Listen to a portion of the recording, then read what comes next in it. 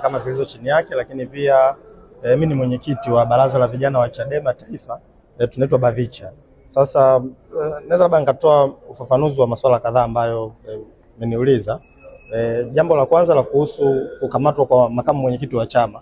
Kama mmeona taarifa ya chama kupitia mkurugenzi wa habari, ni sahihi kwamba ni kweli makamu mwenyekiti wa chama John Heche alikamatwa siku ya jana hapa mahakamani na kurugenzi ya sheria ikiongozwa na mkurugenzi wa sheria wakili Gaston Gelbindi. Mara baada ya kufika Central Police waliambiwa kwamba hapa Dar es Salaam hawana mashtaka yote yanayomhusu, akasafirishwa kupelekwa Tarime. Ndio maelezo ambayo yalisemwa kwenye ofisi ya ZDCO kanda maalum ya Dar es Salaam. Sasa mpaka leo, mpaka muda huu tunapozungumza, mawakili wetu walioko Tarime na viongozi wa chama wa mkoa wa Mara na walioko Tarime wameenda kwenye vituo mbalimbali vya polisi. Kifupi, makamu mwenyekiti wa Chadema John Heche hajafika huko Tarime wala Mara.